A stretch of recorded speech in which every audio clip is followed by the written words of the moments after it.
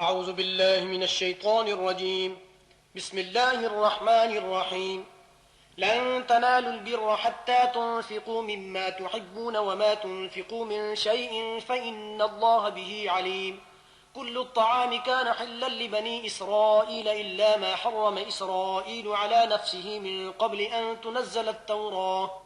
قل فأتوا بالتوراة فاتلوها إن كنتم صادقين. فمن افترى على الله الكذب من بعد ذلك فأولئك هم الظالمون. قل صدق الله فاتبعوا ملة إبراهيم حنيفا وما كان من المشركين. إن أول بيت وضع للناس للذي ببكة مباركا وهدى للعالمين فيه آيات بينات مقام إبراهيم ومن دخله كان آمنا. ولله على الناس حج البيت من استطاع إليه سبيلا ومن كفر فإن الله غني عن العالمين. قل يا أهل الكتاب لم تكفرون بآيات الله والله شهيد على ما تعملون. قل يا أهل الكتاب لم تصدون عن سبيل الله من آمن تبغونها عوجا وأنتم شهداء وما الله بغافل عما تعملون. يا أيها الذين آمنوا إن تطيعوا فريقا من الذين أوتوا الكتاب يردوكم بعد إيمانكم كافرين. وكيف تكفرون وأنتم تتلى عليكم آيات الله وفيكم رسوله ومن يعتصم بالله فقد هدي إلى صراط مستقيم. يا أيها الذين آمنوا اتقوا الله حق تقاته ولا تموتن إلا وأنتم مسلمون. واعتصموا بحبل الله جميعا ولا تفرقوا. واذكروا نعمة الله عليكم إذ كنتم أعداء فألف بين قلوبكم فأصبحتم بنعمته إخوانا وكنتم على شفا حفرة من النار فأنقذكم منها كذلك يبين الله لكم آياته لعلكم تهتدون. ولتكن منكم أمة يدعون إلى الخير ويأمرون بالمعروف وينهون عن المنكر وأولئك هم المفلحون. ولا تكونوا كالذين تفرقوا واختلفوا من بعد ما جاءهم البينات وأولئك لهم عذاب عظيم يوم تبيض وجوه وتسود وجوه. فأما الذين اسودت وجوههم أكفرتم بعد إيمانكم فذوقوا العذاب بما كنتم تكفرون. وأما الذين ابيضت وجوههم ففي رحمة الله هم فيها خالدون. تلك آيات الله نتلوها عليك بالحق وما الله يريد ظلما للعالمين. ولله ما في السماوات وما في الأرض وإلى الله ترجع الأمور. كنتم خير أمة أخرجت للناس تأمرون بالمعروف وتنهون عن المنكر وتؤمنون بالله. ولو آمن أهل الكتاب لكان خيرا لهم منهم المؤمنون وأكثرهم الفاسقون. لن يضروكم إلا أذى وإن يقاتلوكم يولوكم الأدبار ثم لا ينصرون.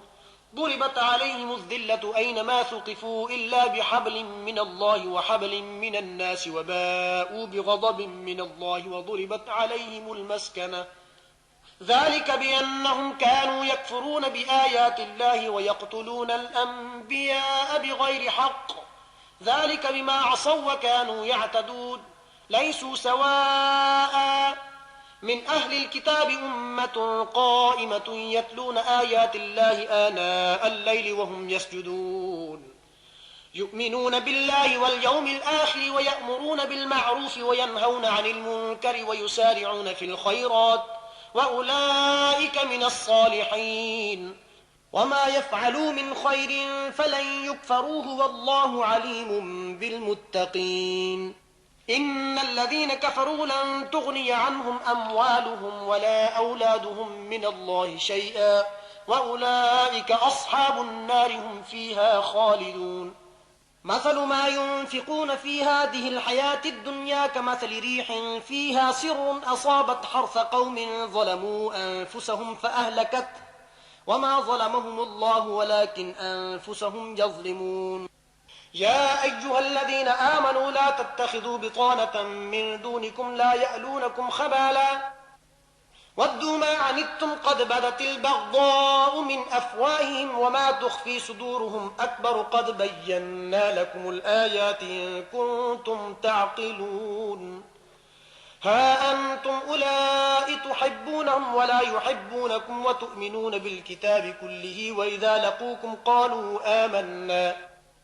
وإذا خلوا عضوا عليكم الأنامل من الغيظ قل موتوا بغيظكم إن الله عليم بذات الصدور إن تمسسكم حسنة تسؤهم وإن تصبكم سيئة يفرحوا بها وإن تصبروا وتتقوا لا يضركم كيدهم شيئا إن الله بما يعملون محيط وإذ غدوت من أهلك تبوئ المؤمنين مقاعد للقتال والله سميع عليم إذ همت طائفتان منكم أن تفشلا والله وليهما وعلى الله فليتوكل المؤمنون ولقد نصركم الله ببدر وأنتم أذلة فاتقوا الله لعلكم تشكرون إذ تقول للمؤمنين ألن يكفيكم أن يمدكم ربكم ب3,000 من الملائكة منزلين بلى إن تصبروا وتتقوا ويأتوكم من فورهم هذا يمددكم ربكم ب5,000 من الملائكة مسومين وما جعله الله إلا بشرى لكم ولتطمئن قلوبكم به وما النصر إلا من عند الله العزيز الحكيم ليقطع طرفا من الذين كفروا أو يكبتهم فينقلبوا خائبين ليس لك من الأمر شيء أو يتوب عليهم أو يعذبهم فإنهم ظالمون ولله ما في السماوات وما في الأرض يغفر لمن يشاء ويعذب من يشاء والله غفور رحيم يا أيها الذين آمنوا لا تأكلوا الربا أضعافا مضاعفة واتقوا الله لعلكم تفلحون واتقوا النار التي أعدت للكافرين وأطيعوا الله والرسول لعلكم ترحمون وسارعوا إلى مغفرة من ربكم وجنة عرضها السماوات والأرض أعدت للمتقين الذين ينفقون في السراء والضراء والكاظمين الغيظ والعافين عن الناس والله يحب المحسنين والذين إذا فعلوا فاحشة أو ظلموا أنفسهم ذكروا الله فاستغفروا لذنوبهم ومن يغفر الذنوب إلا الله ولم يصروا على ما فعلوا وهم يعلمون أولئك جزاؤهم مغفرة من ربهم وجنات تجري من تحتها الأنهار خالدين فيها ونعم أجر العاملين قد خلت من قبلكم سنن فسيروا في الأرض فانظروا كيف كان عاقبة المكذبين هذا بيان للناس وهدى وموعظة للمتقين ولا تهنوا ولا تحزنوا وأنتم الأعلون إن كنتم مؤمنين إن يمسسكم قرح فقد مس القوم قرح مثله وتلك الأيام نداولها بين الناس وليعلم الله الذين آمنوا ويتخذ منكم شهداء والله لا يحب الظالمين وليمحص الله الذين آمنوا ويمحق الكافرين أم حسبتم أن تدخلوا الجنة ولما يعلم الله الذين جاهدوا منكم ويعلم الصابرين ولقد كنتم تمنون الموت من قبل أن تلقوه فقد رأيتموه وأنتم تنظرون وما محمد إلا رسول قد خلت من قبله الرسل أفإن مات أو قتل انقلبتم على أعقابكم ومن ينقلب على عقبيه فلن يضر الله شيئا وسيجزي الله الشاكرين وما كان لنفس أن تموت إلا بإذن الله كتابا مؤجلا ومن يرد ثواب الدنيا نؤته منها ومن يرد ثواب الآخرة نؤته منها وسنجزي الشاكرين وكأي من نبي قاتل معه ربيون كثير فما وهنوا لما أصابهم في سبيل الله وما ضعفوا وما استكانوا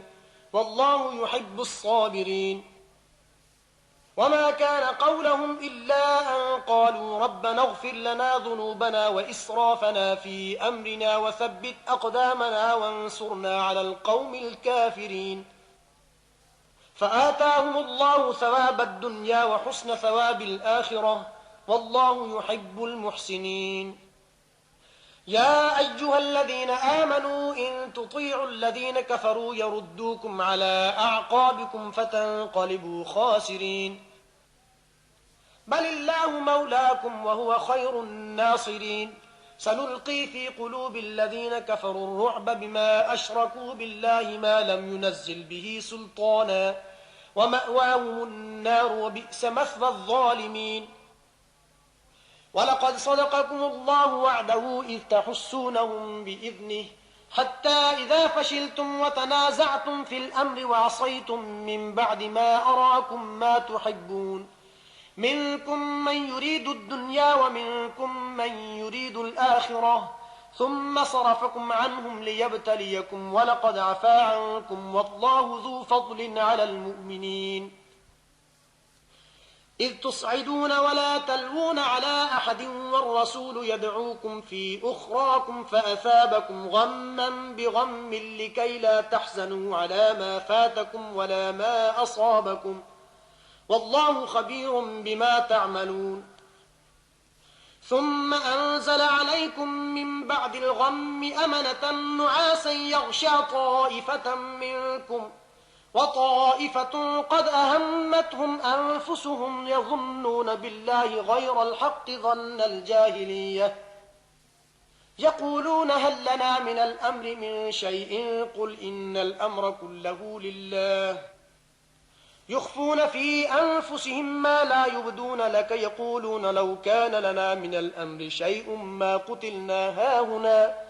قل لو كنتم في بيوتكم لبرز الذين كتب عليهم القتل إلى مضاجعهم وليبتلي الله ما في صدوركم وليمحص ما في قلوبكم والله عليم بذات الصدور. إن الذين تولوا منكم يوم التقى الجمعان إنما استزلهم الشيطان ببعض ما كسبوا ولقد عفى الله عنهم إن الله غفور حليم. يا أيها الذين آمنوا لا تكونوا كالذين كفروا وقالوا لإخوانهم إذا ضربوا في الأرض أو كانوا غزا لو كانوا عندنا ما ماتوا وما قتلوا ليجعل الله ذلك حسرة في قلوبهم والله يحيي ويميت والله بما تعملون بصير. ولئن قتلتم في سبيل الله أو متم لمغفرة من الله ورحمة خير مما يجمعون. ولئن متم أو قتلتم لإلى الله تحشرون. فبما رحمة من الله لنت لهم ولو كنت فظا غليظ القلب لانفضوا من حولك فاعف عنهم واستغفر لهم وشاورهم في الأمر فإذا عزمت فتوكل على الله إن الله يحب المتوكلين. إن ينصركم الله فلا غالب لكم وإن يخذلكم فمن ذا الذي ينصركم من بعده وعلى الله فليتوكل المؤمنون. وما كان لنبي أن يغل ومن يغل يأت بما غل يوم القيامة ثم توفى كل نفس ما كسبت وهم لا يظلمون. أفمن اتبع رضوان الله كمن باء بسخط من الله ومأواه جهنم وبئس المصير. هم درجات عند الله والله بصير بما يعملون. لقد من الله على المؤمنين إذ بعث فيهم رسولا من أنفسهم يتلو عليهم آياته ويزكيهم ويعلمهم الكتاب والحكمة وإن كانوا من قبل لفي ضلال مبين. أولما أصابتكم مصيبة قد أصبتم مثليها قلتم أنى هذا قل هو من عند أنفسكم إن الله على كل شيء قدير. وما أصابكم يوم التقى الجمعان فبإذن الله وليعلم المؤمنين وليعلم الذين نافقوا. وقيل لهم تعالوا قاتلوا في سبيل الله أو ادفعوا قالوا لو نعلم قتالا لاتبعناكم هم للكفر يومئذ أقرب منهم للإيمان. يقولون بأفواههم ما ليس في قلوبهم والله أعلم بما يكتمون الذين قالوا لإخوانهم وقعدوا لو أطاعونا ما قتلوا قل فادرءوا عن أنفسكم الموت إن كنتم صادقين ولا تحسبن الذين قتلوا في سبيل الله أمواتا بل أحياء عند ربهم يرزقون فرحين بما آتاهم الله من فضله ويستبشرون بالذين لم يلحقوا بهم من خلفهم ألا خوف عليهم ولا هم يحزنون يستبشرون بنعمة من الله وفضل وأن الله لا يضيع أجر المؤمنين الذين استجابوا لله والرسول من بعد ما أصابهم القرح للذين أحسنوا منهم واتقوا أجر عظيم الذين قال لهم الناس إن الناس قد جمعوا لكم فاخشوهم فزادهم إيمانا وقالوا حسبنا الله ونعم الوكيل فانقلبوا بنعمة من الله وفضل لم يمسسهم سوء واتبعوا رضوان الله والله ذو فضل عظيم إنما ذلكم الشيطان يخوف أولياءه فلا تخافوهم وخافون إن كنتم مؤمنين ولا يحزنك الذين يسارعون في الكفر إنهم لن يضروا الله شيئا يريد الله ألا يجعل لهم حظا في الآخرة ولهم عذاب عظيم إن الذين اشتروا الكفر بالإيمان لن يضروا الله شيئا ولهم عذاب أليم ولا يحسبن الذين كفروا أنما نملي لهم خير لأنفسهم إنما نملي لهم ليزدادوا إثما ولهم عذاب مهين ما كان الله ليذر المؤمنين على ما أنتم عليه حتى يميز الخبيث من الطيب وما كان الله ليطلعكم على الغيب ولكن الله يجتبي من رسله من يشاء فآمنوا بالله ورسله وإن تؤمنوا وتتقوا فلكم أجر عظيم ولا يحسبن الذين يبخلون بما آتاهم الله من فضله هو خيرا لهم بل هو شر لهم سيطوقون ما بخلوا به يوم القيامة ولله ميراث السماوات والأرض والله بما تعملون خبير لقد سمع الله قول الذين قالوا إن الله فقير ونحن أغنياء سنكتب ما قالوا وقتلهم الأنبياء بغير حق ونقول ذوقوا عذاب الحريق ذلك بما قدمت أيديكم وأن الله ليس بظلام للعبيد الذين قالوا إن الله عهد إلينا ألا نؤمن لرسول حتى يأتينا بقربان تأكله النار قل قد جاءكم رسل من قبلي بالبينات وبالذي قلتم فلم قتلتموهم إن كنتم صادقين فإن كذبوك فقد كذب رسل من قبلك جاءوا بالبينات والزبر والكتاب المنير كل نفس ذائقة الموت وإنما توفون أجوركم يوم القيامة فمن زحزح عن النار وأدخل الجنة فقد فاز وما الحياة الدنيا إلا متاع الغرور لتبلون في أموالكم وأنفسكم ولتسمعن من الذين أوتوا الكتاب من قبلكم ومن الذين أشركوا أذى كثيرا وإن تصبروا وتتقوا فإن ذلك من عزم الأمور وإذ أخذ الله ميثاق الذين أوتوا الكتاب لتبيننه للناس ولا تكتمونه فنبذوه وراء ظهورهم واشتروا به ثمنا قليلا فبئس ما يشترون لا تحسبن الذين يفرحون بما أتوا ويحبون أن يحمدوا بما لم يفعلوا فلا تحسبنهم بمفازة من العذاب ولهم عذاب أليم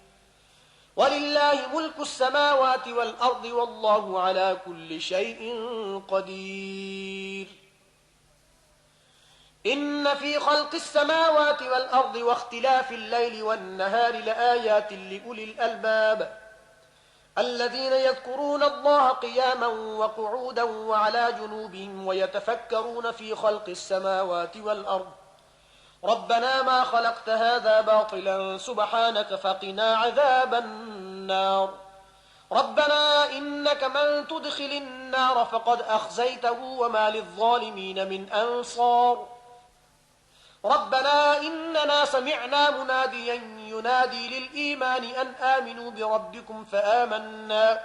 ربنا فاغفر لنا ذنوبنا وكفر عنا سيئاتنا وتوفنا مع الأبرار ربنا وآتنا ما وعدتنا على رسلك ولا تخزنا يوم القيامة إنك لا تخلف الميعاد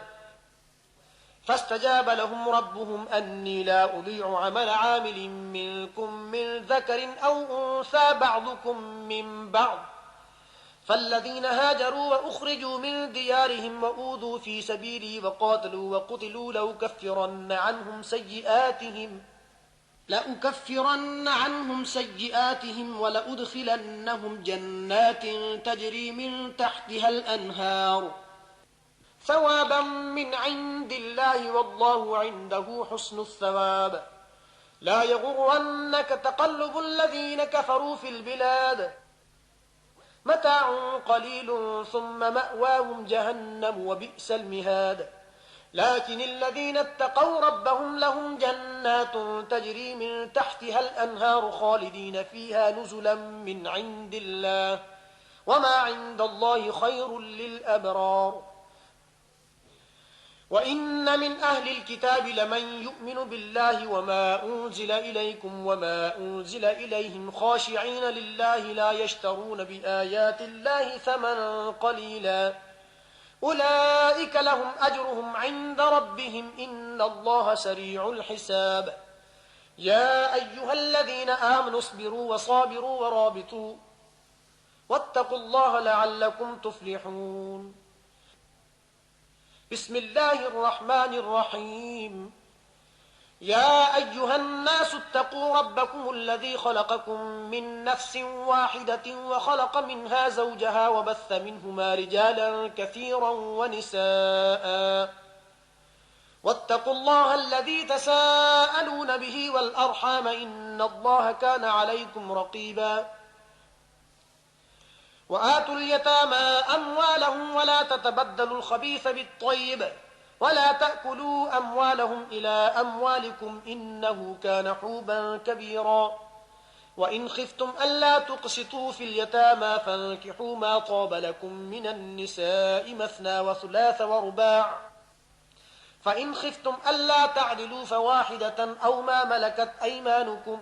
ذلك أدنى ألا تعولوا وآتوا النساء صدقاتهن نحلة فإن طبن لكم عن شيء منه نفسا فكلوه هنيئا مريئا ولا تؤتوا السفهاء أموالكم التي جعل الله لكم قياما وارزقوهم فيها واكسوهم وقولوا لهم قولا معروفا وابتلوا اليتامى حتى إذا بلغوا النكاح فإن آنستم منهم رشدا فادفعوا إليهم أموالهم ولا تأكلوها إسرافا وبدارا أن يكبروا ومن كان غنيا فليستعفف ومن كان فقيرا فليأكل بالمعروف فإذا دفعتم إليهم أموالهم فأشهدوا عليهم وكفى بالله حسيبا للرجال نصيب مما ترك الوالدان والأقربون وللنساء نصيب مما ترك الوالدان والأقربون مما قل منه أو كثر نصيبا مفروضا وإذا حضر القسمة أولو القربى واليتامى والمساكين فارزقوهم منه وقولوا لهم قولا معروفا وليخشى الذين لو تركوا من خلفهم ذرية ضعافا خافوا عليهم فليتقوا الله وليقولوا قولا سديدا إن الذين يأكلون أموال اليتامى ظلما إنما يأكلون في بطونهم نارا وسيصلون سعيرا يوصيكم الله في أولادكم للذكر مثل حظ الأنثيين فإن كن نساء فوق 2 فلهن ثلثا ما ترك وإن كانت واحدة فلها النصف ولأبويه لكل واحد منهما السدس مما ترك إن كان له ولد فإن لم يكن له ولد وورثه أبواه فلأمه الثلث فإن كان له إخوة فلأمه السدس من بعد وصية يوصي بها أو دين